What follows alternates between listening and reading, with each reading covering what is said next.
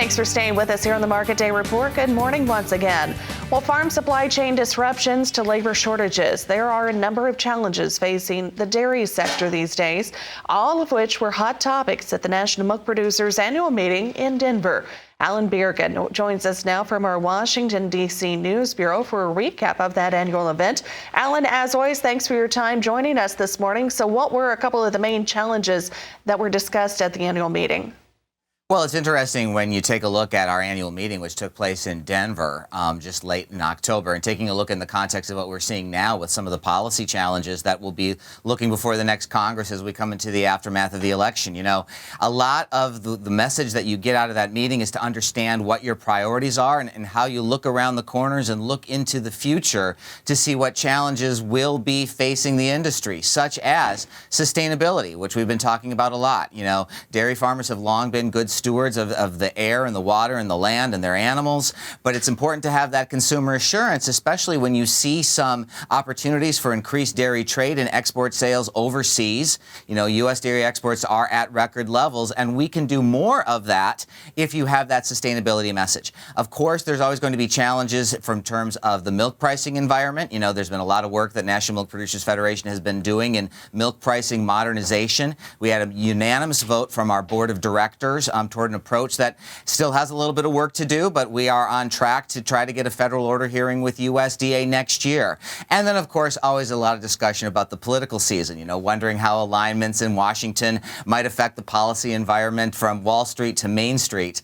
And, of course, now we have a little bit more information on that, although maybe not as much information as some people would wish. Absolutely. Well, of course, before we dig too much into the election, how is the U.S. dairy industry itself working to gather its share or gain its share of the international trade scene?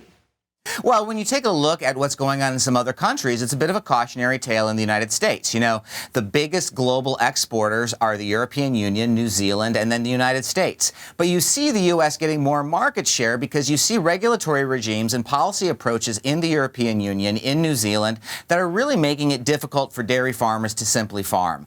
That provides an opportunity for the U.S. in terms of its production and its ability to be the supplier of choice. But to do that, the United States also has to be very mindful of some of these same global pressures. You know, American consumers believe in dairy. We see the highest U.S. per capita consumption since 1959. You know, and you see these rising export sales as well. But you need to be mindful that customers and suppliers do want that sustainable product. The U.S. can produce it for the world. That is a challenge of the decades to come.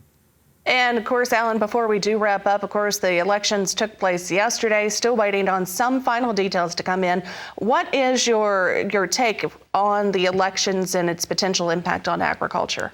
You know, there's a lot of people who gave very thoughtful opinions yesterday that were completely wrong about the elections, and now they're going to be on TV today and they're going to say other things, and I have nothing to add to what they have to say.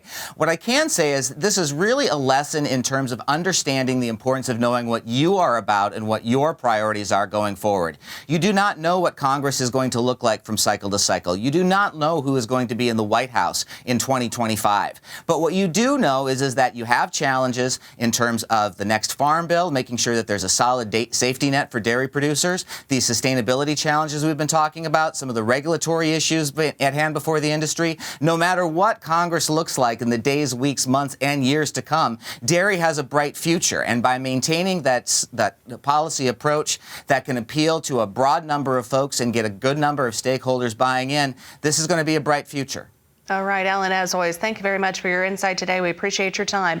Alan Bjerga, he's with the National Milk Producers Federation, connecting with us today out of our Washington News Bureau. Go online to nmpf.org for more information.